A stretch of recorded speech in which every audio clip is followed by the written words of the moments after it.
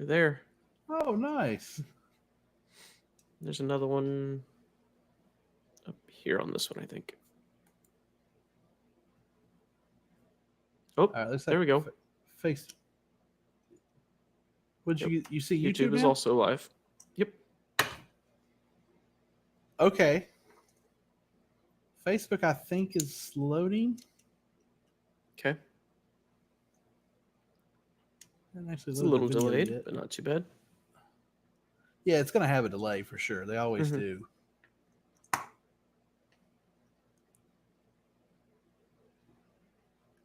hadn't loaded, but if I reload the page, it'll give me another key. So I'm tempted to just hit go live, which is, I think, what we're going to do. Let's try it. Okay.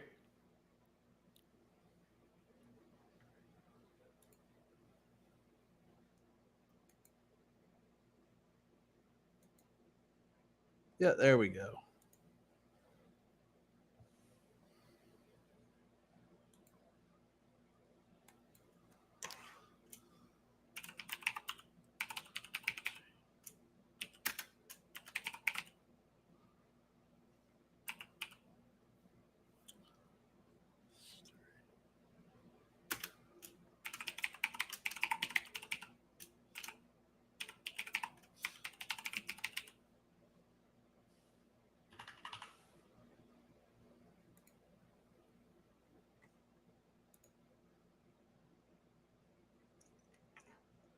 Today, the video starts to start. Hey! The video starts to start. Hey! Okay, it's lining up. We are going live now on Facebook and apparently YouTube too, right? Yep. We are live on Facebooks. All right. Kind of got this little intro thing here to just sort of, not really intro. We haven't started the intro yet. We're gonna start the show here in just a minute, y'all. Start the episode and talk about Scientology tonight, which should be a lot of fun. Mm-hmm. We're just giving people a little chance to connect if they want to connect. And interact a little bit with us. I'll leave the comments up. I'll try to check them every so often. But Right. I usually get to talking and going over what's happening here. Yeah. Need to pop out this window anyway so I can see what's happening. Yeah, I'm going to split my stuff up so I can maybe see some comments. Maybe see the comments. There we go. I'll do that. Put that over your face. Smart. That's where I try to put the notes, Okay. Oh, but I covered up the introduction, which you moved to the top. Thank you. Or maybe it was always at the top. I don't know. Yep. No, I moved it. Okay. Can you see the timer on Riverside? I can. Let's wait for that timer to go to 3:30. Okay. And why don't you read one and I'll read two? What was that? I could explain it. It's my UPS going off. All right. Welcome back to Faith, Frauds, and Falsehoods, where we explore various cults and religions of the world. Tonight we're starting and really continuing. We've talked about it a little bit. Our discussion on Scientology. So don't forget to like, comment, and subscribe to help others find us. Before we begin, let's make it very clear. The opinions we present are ours alone and do not represent the views or opinions of our respective churches or employers. Yep. Now, Brian, let's begin. Let's do it. Let's we are talking Scientology. Dive into the rabbit hole. My goodness. You have been asking for this. Wow, yes. Since like our first episode. And just so y'all know, I'm totally talking over Brian. This isn't a delay issue. I'm right. excited. Yep. We're just talking over each other. We don't know who's doing what. So, Scientology. This is the most bizarro world stuff. But yet it's practiced by some number of people. So bizarro doesn't really even begin to describe it. I've spent all of this time. We're 2 weeks, 3 Sundays into the month, right? This should be our third episode that we're releasing, but it's the first one, and it's because we've done so much more reading and digging. Um, I've done a lot of reading on the teachings of Scientology, and it's next week is going to be fun. Yeah, Just leave it at that. I'm 6 books in on Right? reading or Audible, which I know I listen to a lot of stuff on Audible. I'm 6 books in on Scientology. Not to Yep. mention internet posts, YouTube videos, just down the rabbit trail. Mm-hmm. And here's the thing: Scientology gets a lot of criticism. Yep. And with so much criticism and so many stories from so many viewpoints, it can't all be valid. Right. Excuse me. Yeah. There's some of it, there's a lot of common things that have happened, and a lot of you see different people saying the same thing, so you think, well, that's a indication that's probably a true thing. But there's so many different things and so many little stories, and as we go through the history and the social issues and the teachings and the stuff, Yeah. I mean, it can't all be valid. So I always say, take this with a grain of salt thing. Mm-hmm. We're not going to tell Yep. you that we're reporting 100% truth here. I don't Right. think Scientology knows what's the truth and not the truth sometimes. I mean, some of the stuff that I was reading was handwritten notes from Hubbard.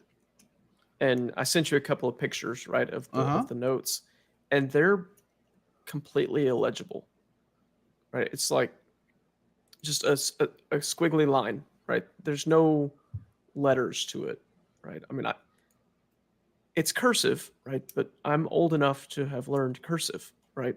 So it's not that. It's that it's flat out like just a couple of squiggly lines, and he was just scribbling and just writing as fast as he could to get stuff out.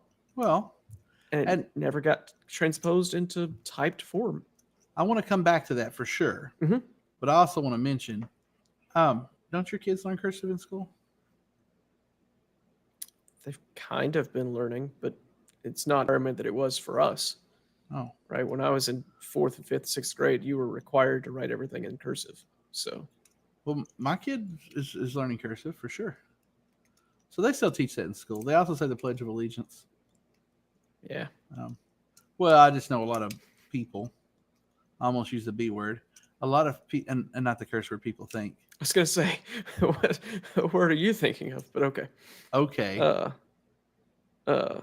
Okay, boomer. Oh But a lot of people think they don't say Pledge of Allegiance in public schools anymore.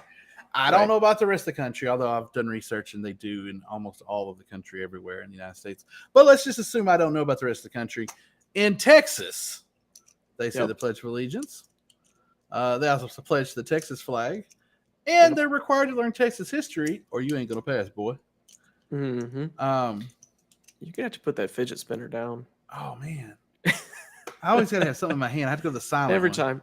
Uh-huh. Yep. And, the other thing I'll mention while I'm saying Texas things, they've been talking Spanish in Texas for a long time. So anyways, L. Ron Hubbard, you mentioned him writing fast. L. Ron Hubbard. Yep. So L. Ron Hubbard is the founder of Scientology. And I had to kind of cut this off so we could keep this within our 30 minutes, which is not going to happen. But yeah. But I don't want to go into the whole history of L. Ron Hubbard, but that is a fascinating study all of itself because he's manufactured such a story. But I have to give you a brief little bit about him. I won't go through his history, but some important things to know. One, he is one of the most prolific writers ever. Yep. Now, define prolific for us, Brian. Since you're the educated person. To the extreme, right? Lots and lots, and you caught me off guard asking for a definition.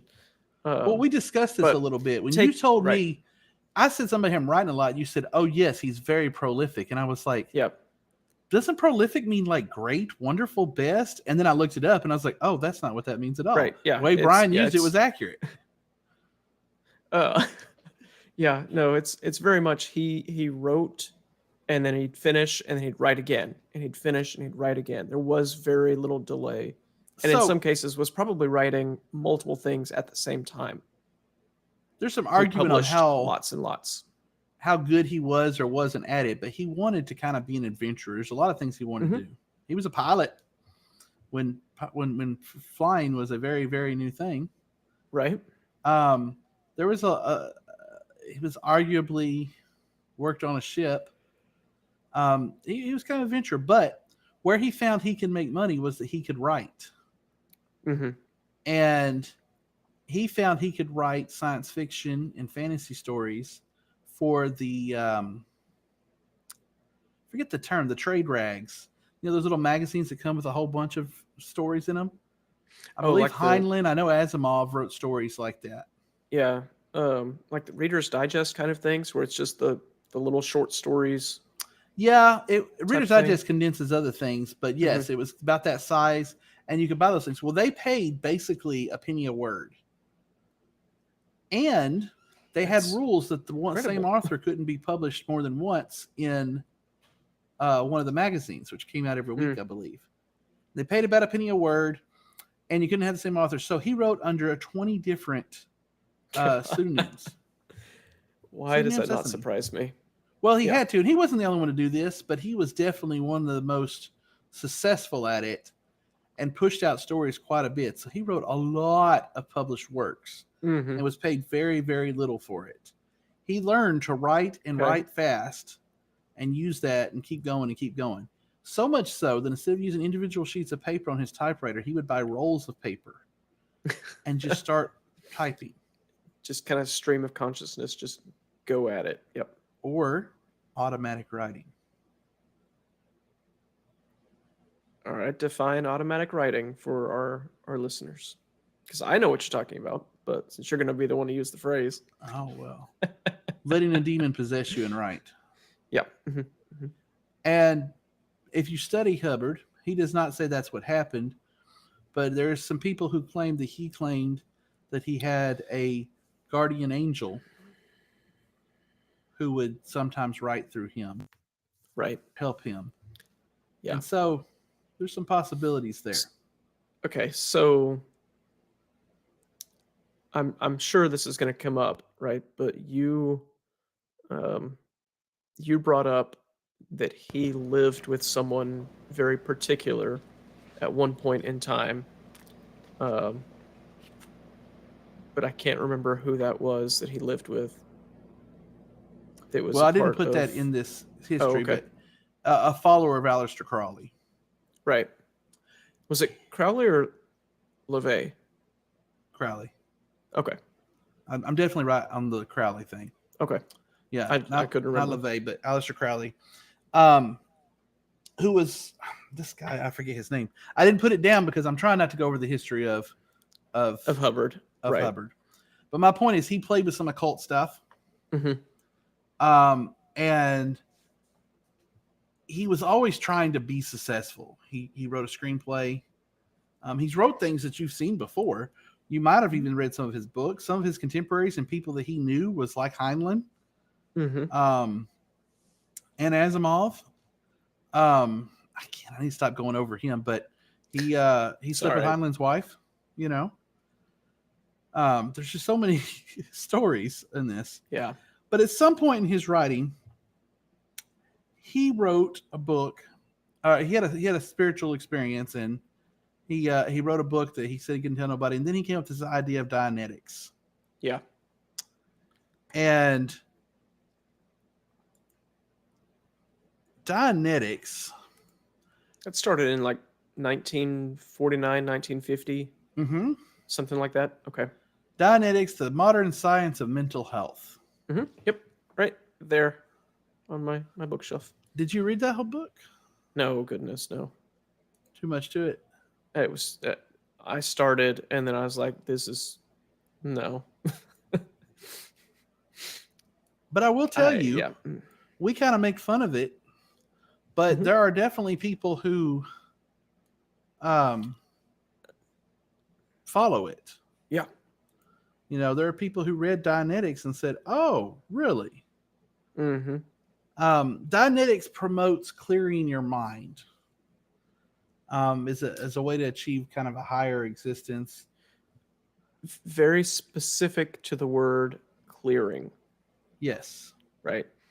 One of the problems that I ran into, right, as I was reading through a lot of the documentation and a lot of the stuff was I had to start copying their definitions for words into my notebook so that I could go back and look and see, is this a word that they mean something different, right? So Because that's a good point. cle- We should mention they have their own vocabulary. Mhm.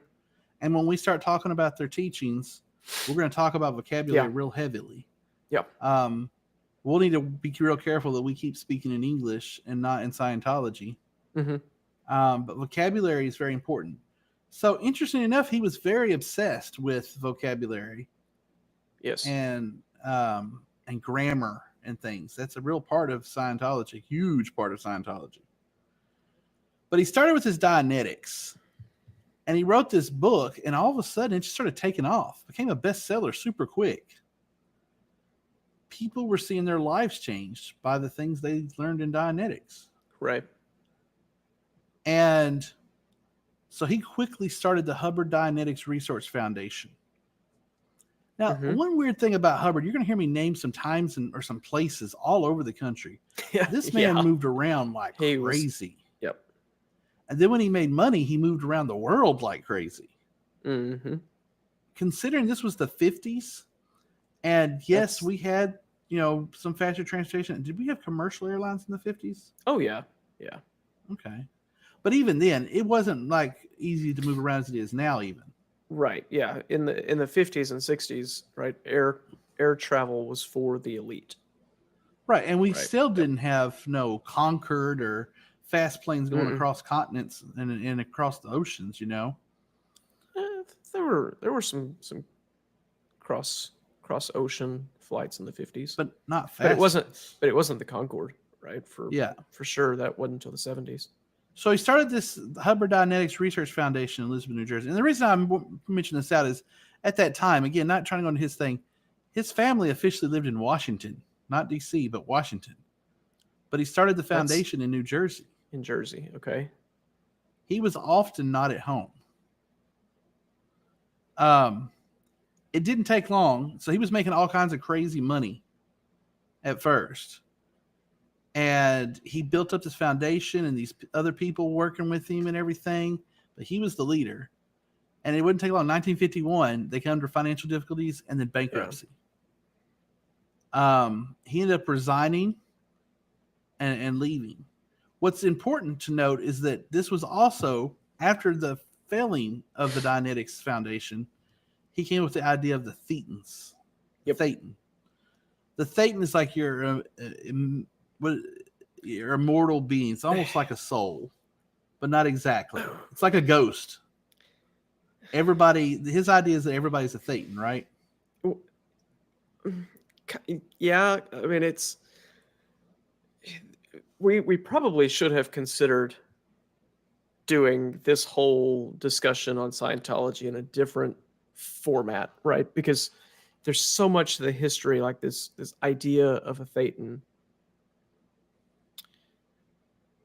You have to get into some of the teachings around the Thetan, right? The fact that it's an individual immortal being, right? That latches onto a person, right? No, Yeah. not in 1951. So that's the S- thing. It's s- developed over time. So that changed into Yes. see again. You're transitioning It's a talking about body Thetans, which are well. Thetans. So But in 1951, a Thetan was just the individual. okay. But what's important, what I'm trying to point out, is that Dianetics did not address Thetans. He Right. came up with Thetans afterwards. So that's where he's kind of added to build up to Scientology. So he tried to make Dianetics. He entitled the book "The Modern Science of Mental Health." Mm-hmm. He himself struggled with mental health, and he himself even wrote to the government. He was a disabled veteran. Okay. And I hate to use that term too much, because that implies a lot of honor that maybe he doesn't deserve. Okay. But he was a disabled veteran, according to the federal government. To what extent that changed over time. Mm-hmm. And he even asked them to evaluate him. A couple of different times he got evaluated by psychologists. This started his hatred for psychology and psychologists, so much so they run a museum talking about how psychologists are ruining the world and trying to destroy the world. Because he thought this should be a new thing, kind of like Freud or something, Right. this Dianetics concept. Before he added the Thetan to it, that kind of made sense. Freud actually studied very similar things about clearing the mind and going back and looking at past traumas, working through those traumas so that you can achieve more success in the current time. Yeah, but the the past for Scientology gets Again, so 1951. I know. You're into It's the so 60s. such a mess. So Okay. that's what I'm saying. So he started with just that. Then he added the Thetan concept, and that everybody is a Thetan. Well, that Right. made sense to a lot of people because Christianity's been teaching for a long time that human beings have souls, that we are a soul. Okay. Okay, the human is our soul, not necessarily our physical body, right? So this isn't that different of a concept, honestly.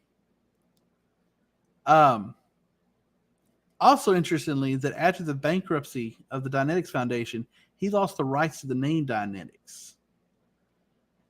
Now, later, he bought that back later on. But he lost the rights to the name and everything for a while because the foundation owned everything.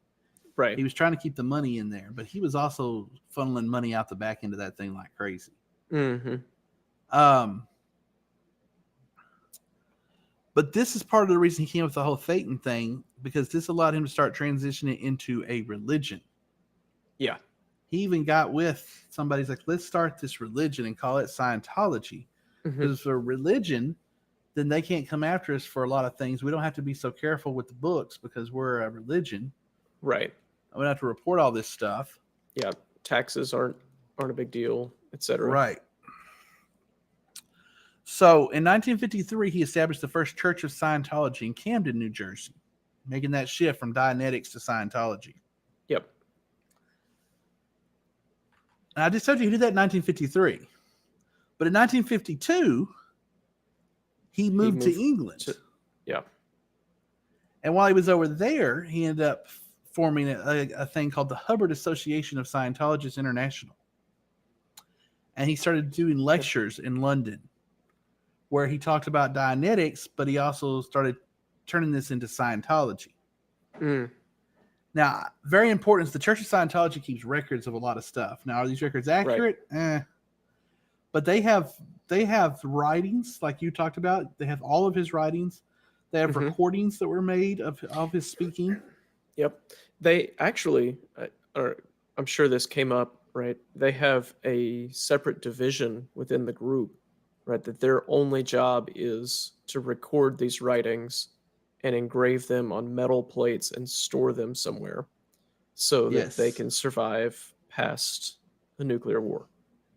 Yes, they are in a town in California being stored.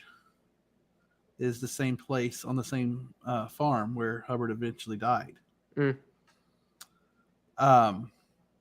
Yes, because he's their savior, basically. Right.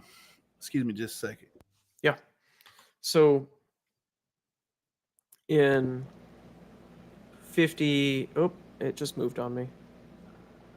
54, jumping ahead a little bit, right? No, you're not jumping. You're right where we're supposed to be. Okay. The church, was officially incorporated in California. Yes. And then from California, it began to spread, much like all the other cults in the 50s and 60s did when they started in California. Isn't it interesting that he decided to go to California? Now, he had family in Washington during this time. He had some other family in California because he technically he's kind of a bigamist and had multiple wives. But again, we're not talking about his history. Right. But it's interesting that he had moved to London, but he started the church in New Jersey and then he incorporated it in California. These are drastically far away places, Mm-hmm. In 1955, the church launched Project Celebrity, aiming to recruit high-profile figures. So he had previously moved to Hollywood at one point and tried to get into Hollywood writing movies and stuff, Yeah. screenplays and things. And he figured that if he could get celebrities to be in Scientology, and I will tell you, he didn't have any trouble recruiting people. Like, Mm-mm. this wasn't a hard sell because he would kind of get into people's heads with the Dianetic stuff. And then when they seen some improvement in their own lives, they seen themselves working through some problems. Right. Yep. And again, trying to keep with the timeline, this was before any other stuff. So this was just talking through these things. Yeah. In 1958, the IRS grants Scientology their tax-exempt status as a religious organization. So they're a church, right? Yep. They're officially a church. In 1959, he purchased St. Hill Manor in Sussex, England. And he made it his home there. It was this great, beautiful manor, all them old, stately houses in England. Mm-hmm. And he made it the worldwide headquarters of Scientology. He set up study programs and stuff there. And Scientologists would travel from all over, from the United States and from other places in England and stuff, to come to St. Hill to study. Maybe with Hubbard, maybe with other people. He wasn't always there himself, but he made that his new kind of headquarters. Once again, we're all over the place here, right? He is, yeah. Famously, Ron Miscavige, who became David Miscavige, who was David Miscavige's father. We'll talk about David Miscavige later, who succeeds L. Ron Hubbard. Traveled with his family from Pennsylvania to England to go study at St. Hill. I also find it funny that it's called St. Hill. Yeah. And now it's a thing for Scientology. I don't think he named it that. I think it was named that before.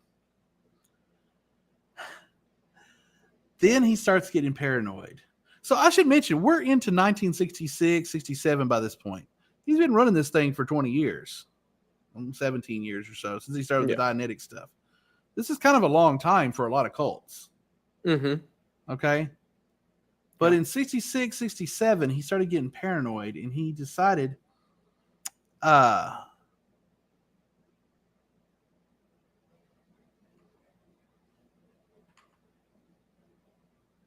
when he started the C organization. Yes.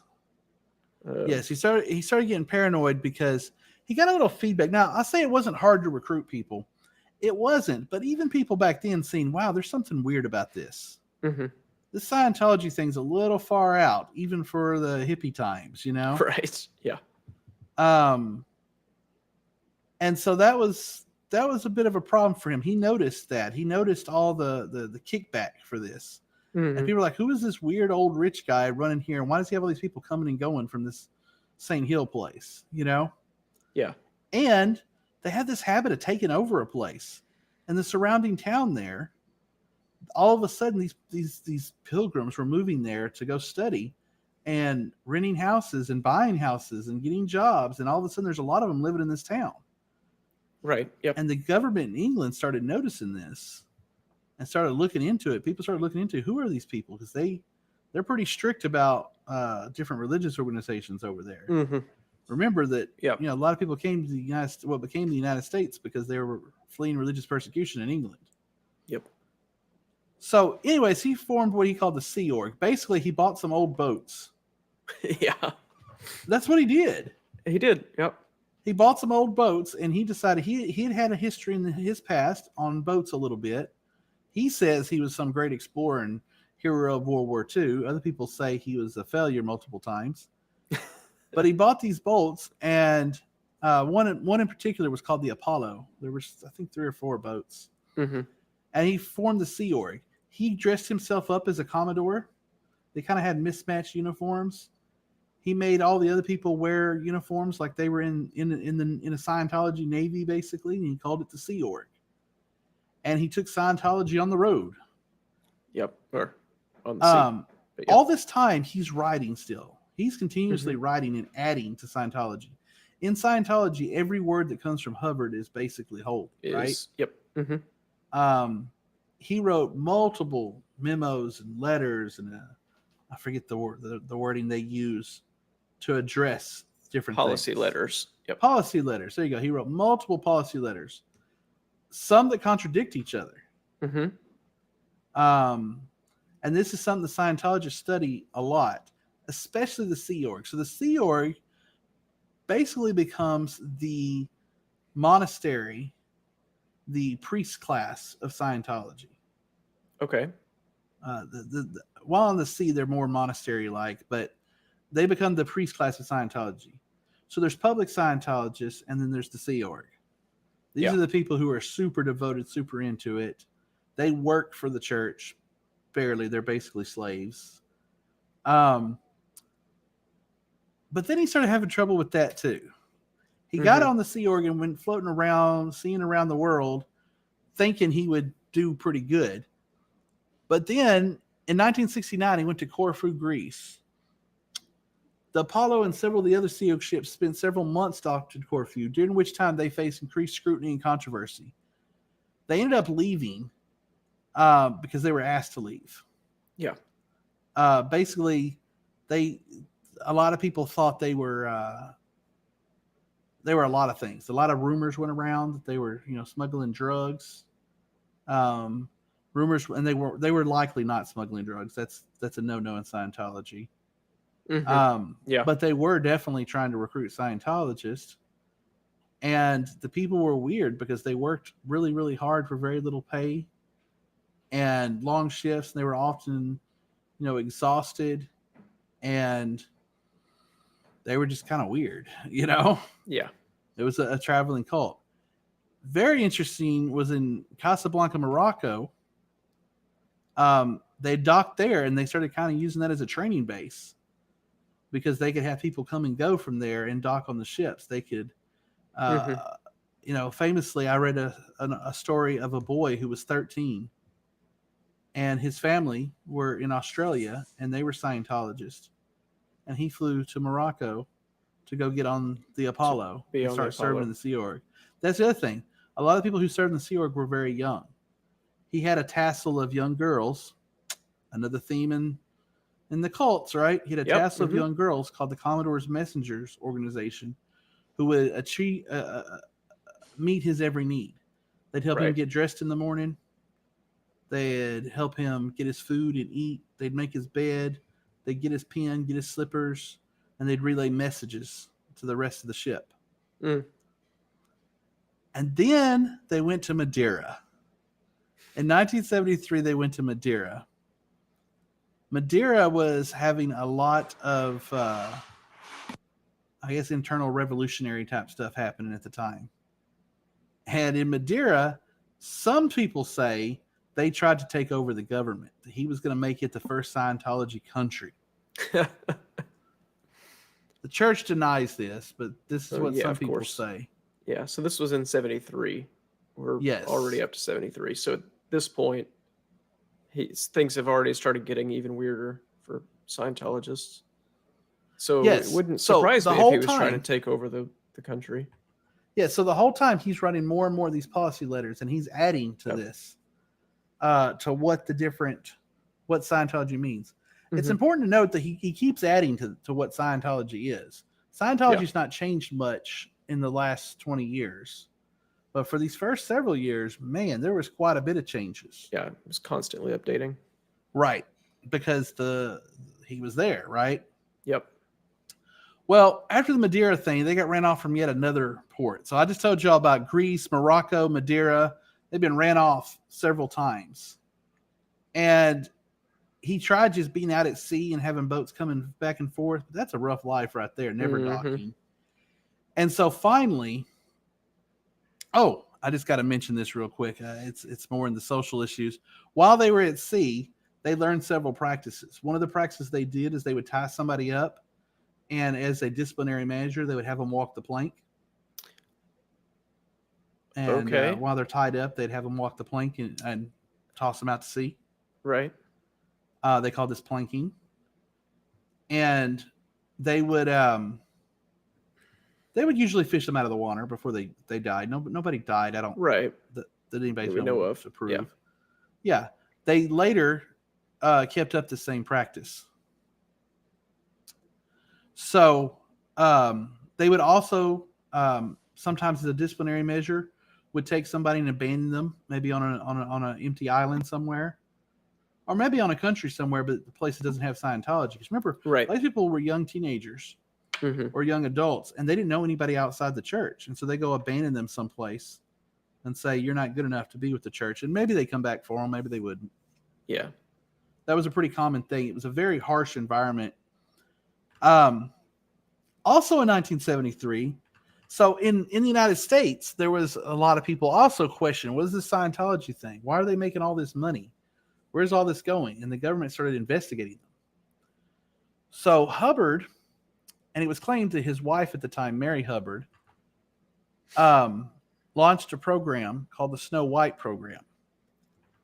Mm-hmm. And what they were trying to do was get rid of all unfavorable records about Scientology or his founder or L. Ron Hubbard. There's a lot of questions about his military records. They tried to get rid of some of his military records, and maybe they were Right. successful. They tried to get rid of a lot of records and things. And the way they did this was they would actually have Scientologists. They had over 100 people working in different government offices, stealing documents, influencing what was happening. They would get these people working. Maybe they'd work in the office as an auditor or a janitor, or I probably weren't any IT guys back then, but you know what I mean, Right. repairman or whatever. Yeah. And they Basically eventually spies. got caught by doing that. Mm-hmm. There was a big investigation. The FBI caught them. Now, the FBI had no idea how big this was. They had over 100 people working in different government offices in the United States. They were actively influencing Yeah. what the government did and thought and seen about Scientology. And that's part of, as you'll go over in the teachings with us, that's part of what the teachings of Scientology is that you behave in such a manner. Right. Yep. You protect the tech at all costs. Yes. And then in 1979, under the code name Operation Goldmine, the Church of Scientology secretly purchased the Fort Harrison Hotel in downtown Clearwater, Florida. Clearwater, Florida. Okay. They used a front organization named the United Churches of Florida. It was a part of their plan to establish a land base for the Sea Org. So previously the Sea Org was always on these ships, right? Mm-hmm. But it was time for him to come in off the ships. And actually, when this had happened, he had already come in off the ship and was living in hiding in New Jersey and New York and different places. Yeah, because he had already started going way crazy at this point. Right, and they were looking for him. I mean, in 1978, he was convicted in French court, but he wasn't there. He was convicted in his absence for obtaining money under false pretenses. So that's when he really stopped being seen a whole lot by people. He stopped visiting. Mm-hmm. He wouldn't go visit his old friends and stuff. He really stayed out of the limelight after that. Right. He was always paranoid. He moved around a lot. He eventually moved into a Bluebird bus / RV thing and started traveling. They would buy different ranches and farms and houses and sometimes hotels and stuff around the country. And he had some trusted advisors. Even other people in the church didn't always know where he was. He would send messages through his CMO people, and he would travel around. But he stayed mostly in the United States back then. But as you see, airfare and air flying and stuff had advanced more, and he didn't want anybody knowing he was moving around. So it became the way for him to hide. Okay. Because of the Snow White program, eventually, I never could find an exact date of when it happened, but eventually the Church of Scientology lost its tax-exempt status. Yeah. They were found they were in violation, and they weren't really a church. And at some point, they lost their tax-exempt status. Mm-hmm. You mentioned, and I'm sure we'll talk later about how the church is organized. It's split up into several organizations. Right. One of them, you said, maintains those written records, but one of them owns all of his copyrights, basically his books, his writings, his things, and that's a source of money because his books still sell today. You can go to Books a Million now and find L. Ron Hubbard books. Yep. Battlefield Earth. There's still royalties from that movie and things.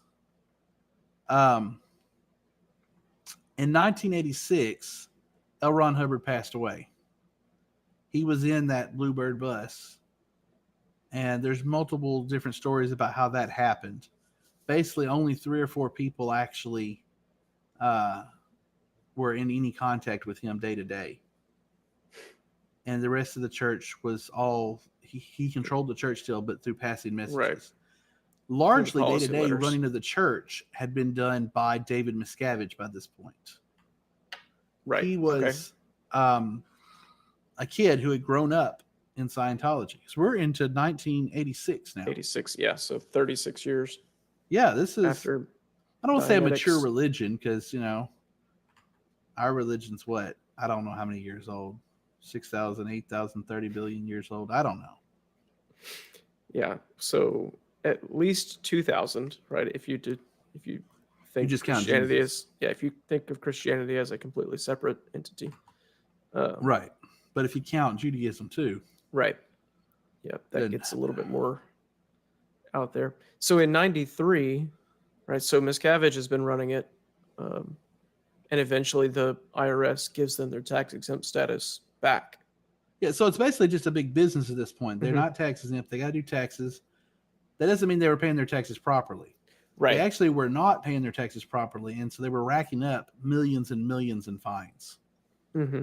Millions and millions. Somebody said it could have been up to $1 billion in fines, which, especially back then, was an awful lot. Right.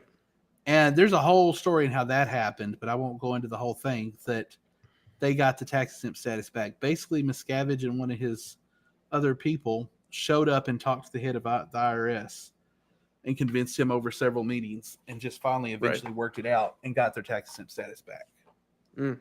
They had to pay some money. Who knows what else happened in that room? Nobody really knows. Right. But that was huge for them.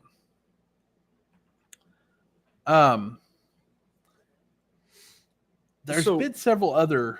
Go ahead. What are you? I was going to say, so that gets us up to the 2000s, right? Yes. This is going to be when most people heard about who've heard about Scientology start to really recognize it as a thing, right? Because you start to pick up people like Tom Cruise and whoever else is famous that's part of it. Kirstie Alley. Really? Oh, yes. Kirstie Alley, her famous co-star there, I forget his name. Been some question about Will and Jada Smith. I don't know if they're actually members, but they're definitely associated with a lot of people who are. Leah Remini is a very popular one now. A lot of people have heard recently about it because of her from King of Queens. Priscilla Presley? Not Priscilla Presley. Lisa Marie Presley. Very famous example. So it's come into the limelight, right, because of these people. Well, because of Hollywood. So Hollywood's made it more famous. They have the Celebrity Center in LA, where they had started their headquarters in LA at one time. Because of Hollywood, they've gotten fairly famous. And Leah Remini would explain to it that it was kind of presented to her. Her family was in Scientology first, and then she wanted to get into acting. And somebody told her, well, Scientologists help each other. And so they helped her with some acting things that maybe helped her with her career. They didn't give her parts because she was a Scientologist, but maybe some skills she learned in Scientology helped her with that. Yeah, I could see that. I mean, we're going to get into the teachings and stuff next week, but I can see how the way that they teach certain things would be beneficial, right? Especially in a world like Hollywood, where confidence is one of the most important things ever. Yeah, and some of the things they teach in Scientology is beneficial to people. Some of it is very, very detrimental. So the thing I wanted to get into was the Tom Cruise. Yeah. They've made Tom Cruise. Tom Cruise has even said, they dispute this, that he's the number 2 guy in Scientology. Right. He's definitely been courted. There's been other celebrities they've concentrated on and they've really, worked with. There was a time when Scientology was in court and there was some risk of whether they would be ruled not a church and stuff again. And they played this religious discrimination card, and they brought out all the celebrities they could to come out and protest and do free concerts and things like that. to say that don't let the government discriminate against us just because of our religion Right. type stuff. But Tom Cruise got on the internet on Oprah show and he said some crazy things. Was it Oprah or was it Today Show? One of those. And that kind of generated some press. Yeah, some interesting press. Yeah, where he you jumped up talking in the about the? chair and Oh, you're talking about that one. well, that was Oprah. The Today Show one is it Today or one of those early morning Yeah. shows. I think it was with Matt Lauer maybe. He attacked Brooke Shields, who I think was also a Scientologist, but maybe not, for taking antidepressants. So Right. he didn't believe in those, and he didn't believe in psychology and on that sort of stuff.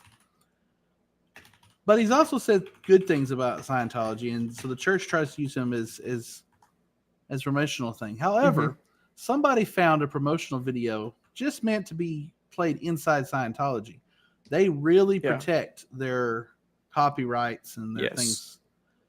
They have a policy of going against anybody who talks bad about them, which is one of the reasons we were hesitant to talk about them, because we can't talk without talking bad.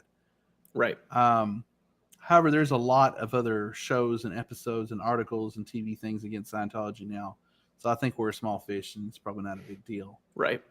But somebody leaked this information from Scientology.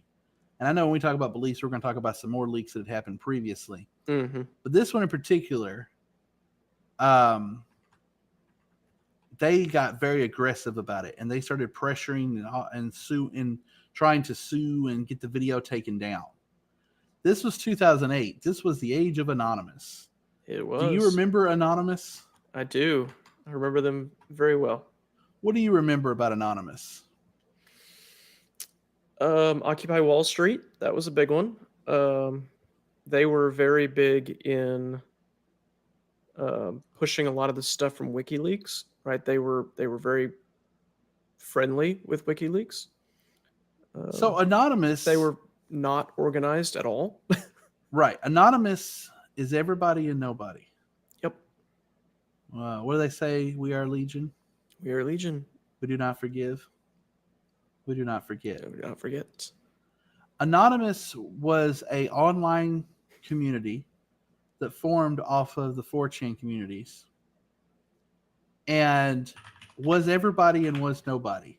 There was no leader. Yep. There was no official, this is what we're going to do. However, sometimes some causes caught on, and a bunch of people would work under the name of Anonymous and do something. To do something. Yep. And this was one of their famous examples. Anonymous got upset whenever they seen the church being so aggressive trying to remove this video from the internet.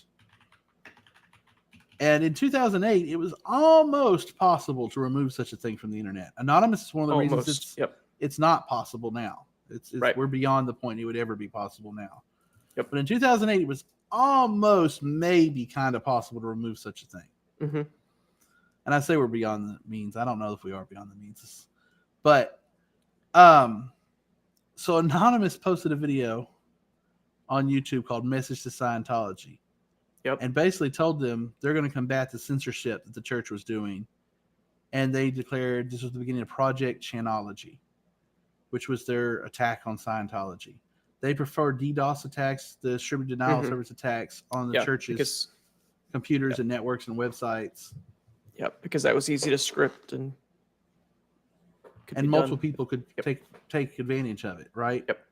But they also legitimately got a lot of people together, including a lot of former Scientologists, people who thought they were alone in the world, and raised up a lot of press. Because at the time when Anonymous announced stuff on the internet, the media paid attention. And they got a lot of people to show up and protest. However, the church was well known. They had, the process. There were different Scientology orgs around the country. An org is the church, basically the church building. Yeah. Again, that's using their terminology, right? The orgs. They got all these people to show up in February of 2008. They did it again in March of 2008 when they figured out that was L. Ron Hubbard's birthday. Right. So Anonymous is well known because they show up in these Guy Fawkes masks. Yep. And so that was important because during those protests, a lot of those people wore those masks because if they didn't, the church would come after them personally. Yeah.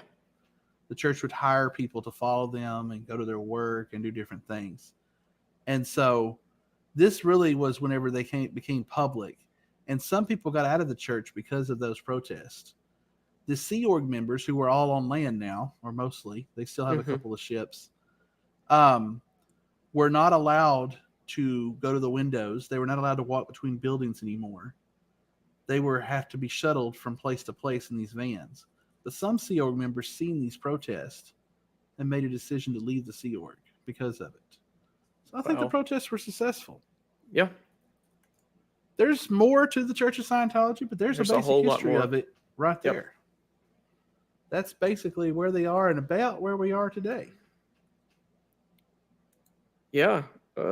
Minus all of the fun, crazy teachings that we get to talk about next week. And who knows, it might bleed over into 2 episodes for teaching. There's a whole lot. There's a lot. There's a lot that I have to say about it. One of the things with the teachings is we have to draw the line of where's the teachings of who got what teachings. Right. So it's not like they have one holy book and, okay, here's the teaching for everybody. Yep. It is definitely very compartmentalized.